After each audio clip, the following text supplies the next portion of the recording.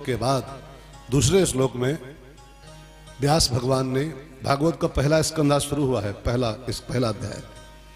दूसरे श्लोक में व्यास जी ने थोड़ी सी भागवत की महिमा गाई है। भागवत क्या है, एक श्लोक और सुन लो महिमा का, फिर आगे बढ़ते हैं।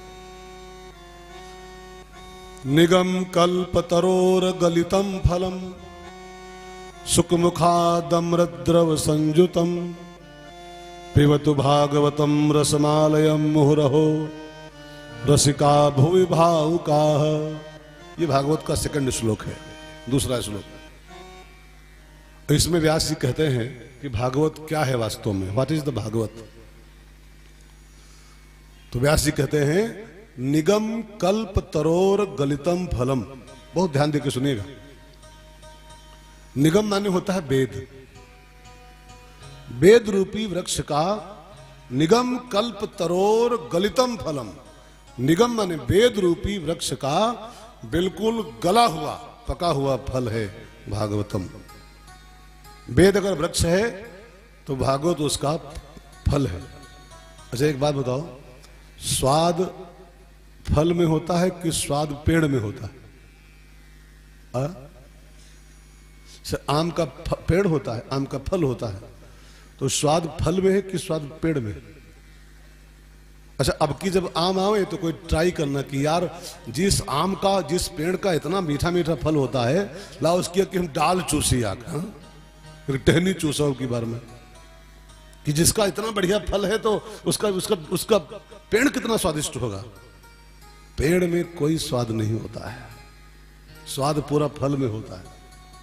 वेद पेड़ है और वेद रूपी पेड़ का बिल्कुल गला हुआ पका हुआ फल है भागवतम। सारा स्वाद तो भागवत में ही है, इसलिए वेद नीरस है, वेद में कोई टेस्ट नहीं है। वेद की महिमा है, वेद का महत्व है, लेकिन वेद में कोई स्वाद नहीं है। वेद आप पढ़ नहीं सकते हो, वेद आप जान नहीं सकते इसमें क्या लिखा है। वेद का कोई टेस्ट नहीं ले पाओगे आप। वो 2-4% जो शास्त्रीय आचार्य हैं, थोड़ा विद्वान लोग, वो भले वेद का स्वाद ले पाए नहीं, सबके बस का नहीं है, सबके बस का नहीं। तो वेद रूपी वृक्ष का बिल्कुल गला हुआ फल है भागवत। इसीलिए रामकृष्ण परमहंस कहते थे, बड़ी प्यारी बात रामकृष्ण जी की कही हुई है कि जो लोग पेड़ गिनते हैं उनको गिनने दो। जो पेड़ों की गिनती कर रहे हैं कि कई आम है, कई कटहल है, कई नीम है, कई क्या है, जो पेड़ गिनते हैं गिनने दो, तुम तो फल खाओ सीधे बस। उझौली के वो कौन थे पंडित महाराज जी, धर्म सम्राट, धर्म सम्राट यही थे, ये बगल के गांव के थे, करपात्री जी महाराज। जिंदगी भर वेदांत पर बोले हो, वो कथावाचक नहीं थे कि वो रामायण भागवत कहते होंगे, वो वेद के प्रवक्ता थे, वो धर्म सम्राट थे। बहुत भाग्यशाली आपका क्षेत्र है कि आपने धर्म सम्राट दिया है पूरे विश्व को, करपात्री जी साहब विद्वान दिया है। जिंदगी भर वेदांत पर बोलने वाला आदमी हो, लेकिन जब लिखा है उनकी जीवनी मैंने पढ़ी है, जब वो बेड पर थे, जब अंतिम जीवन के दिन थे उनके, बिल्कुल मरणासन्न अवस्था थी करपात्री जी की, तब उन्होंने अपने शिष्यों से कहा कि भैया हमको जरा भागवत सुनाओ एक बार। क्यों गुरुजी, आप तो उपनिषद पे बोलते हो, अब तो वेदों की व्याख्या करते हो, भागवत क्यों? कहा वेद पेड़ है यार, भागवत फल है। बहुत दिन पेड़ गिन लिए हैं, अब मरने के दिन है, जरा फल खाना चाहते हैं। करपात्री जी जैसा विद्वान भी जीवन के अंतिम मोमेंट में भागवत सुनते थे, रामायण का श्रवण करते थे। तो निगम कल्प तरोर गलितम फलम भागवतम रसमालयम। रस से भरा हुआ फल है भागवत।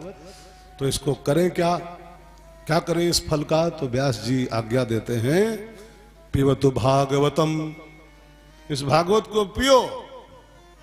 सुनना नहीं लिखा है, भागवत सुनने की आज्ञा नहीं मिली हुई है, भागवत को पीने की आज्ञा मिली हुई है।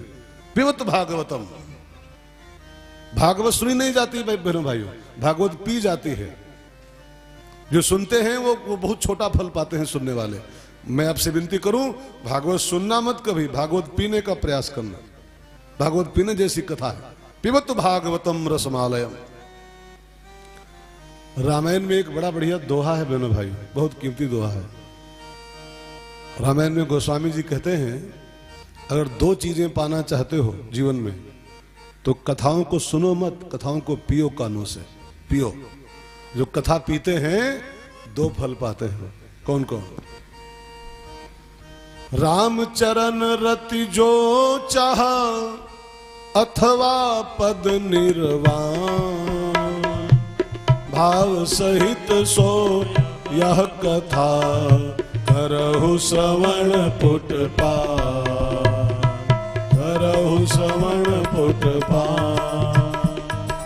राम चरण रति जो चाह अथवा पद निर्वाण, भाव सहित सो यह कथा करहु श्रवण पुट पार, करहु श्रवण पुट पार। व्यास गोस्वामी जी कहते हैं अगर दो चीजें पाना चाहते हो, कौन कौन? राम चरण रति माने परमात्मा के चरणों का प्रेम, और पद निर्वाण माने मोक्ष मुक्ति। अगर दो चीजें पाने की इच्छा हो तो यह कथा करौ श्रवण पुट पान, कानों से इस कथा को पीना है, सुनना नहीं है, पान करना है इसको। जो पी पाते हैं वो दो चीजें पा जाते हैं, राम जी के चरणों की भक्ति और मोक्ष का पद। लेकिन एक बात आगे और लिखी इस श्लोक में है, पहले दूसरे श्लोक में। पहले तो बोल दिए कि इसको पियो सब लोग, पिबत भागवतम, लेकिन फिर आगे व्यास जी कहते हैं मैं कह रहा हूं पियो, लेकिन सब नहीं पी पाएंगे इसको, सब नहीं पी सकते हैं। तो कौन कौन पी सकता है? तो व्यास जी दो नाम लिखे हैं, केवल दो लोग इसको पी सकते हैं, बस दो लोग मात्र। एक रसिका और दूसरे भावुका। जो रसिक हैं और जो भावुक हैं, जिनके अंदर खूब कस के भाव भरा है, भगवान के प्रति भाव भरा है, वो इसको पी सकते हैं। और जो कथा रसिक हैं वो पी सकते हैं। सबके बस की बात यहां पीने की नहीं है यार। इतना बड़ा गांव भर्रव है और क्या कोई जानता नहीं कथा हो रही? सब जानते हैं, सब जानते हैं। लेकिन क्या सब यहां आ सकते हैं? मैं यहां 10 साल से लगभग आ रहा हूं, 10 साल मुझको यहां आते हो रहे हैं लगभग। कई साल हो गए राजकुमार? जोड़े हो? 10 साल के ऊपर यहां हमको आते हो गए हैं। अभी भी भर्रव में कुछ लोग ऐसे होंगे यक्कौ साल ही यहां भी नहीं आए, 10 साल में यक्कौ साल नहीं आए। अब की छोड़ दो, 10 वर्षों से मैं आ रहा हूं, 10 साल में अभी 10-20 लोग ऐसे होंगे जो यक्कौ साल पंडाल में नहीं आए। क्या वो जानते नहीं कि कथा हो रही?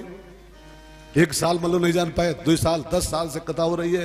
लेकिन अभी बाकी गांव की छोड़ दो, भर्रोह गांव के 10 लोग ऐसे होंगे जो आज तक पंडाल में 10 साल में नहीं आए। क्यों? क्योंकि सबके बस की नहीं है यहां आना यार। भागवत पीना सबके बस का नहीं होता है। होल्डिंग से क्या होता है, पर्चे से क्या होता है, कार्ड से क्या होता है, तुलसी पत्ती से क्या होता है? इसको केवल 2 ही लोग पी सकते हैं बस, एक रसिक और दूसरे भावुक। जो भाव से भरे हैं वो इसको पी सकते हैं, और जो कथा रसिक हैं वो इसको पी सकते हैं। सबके बस का नहीं। जो रसिक हैं वो पूछते रहते हैं सालों साल तक कि रमेश भाई कब आ रहे हैं। जो जिनको प्यास लगी है वो पूरा साल पूछते हैं, राजकुमार भैया वो बाबा कब आ रहे हैं, शुक्ल बाबा। पूरा साल पूछते हैं कि शुक्ल बाबा कब आ रहे हैं। अब जिनको नहीं पीना है वो शुक्ल बाबा आ जाए, शुक्ल बाबा और बाबा आ जाए तो नहीं है।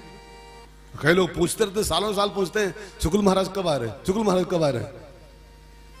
तो कथा रसिक ही कथा सुन पाते हैं, और भाव से भरे जो वही सुन पाते हैं। सबके बस की नहीं।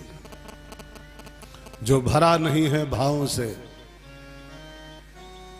जो भरा नहीं है भाव से, बहती जिसमें रसधार नहीं, जो भरा नहीं है भाव से, बहती जिसमें रसधार नहीं, वो हृदय नहीं है पत्थर है, वो हृदय नहीं है पत्थर है, जिसमें स्वदेश का प्यार नहीं, वो हृदय नहीं है, पत्थर है। जिसमें स्वदेश का प्यार नहीं,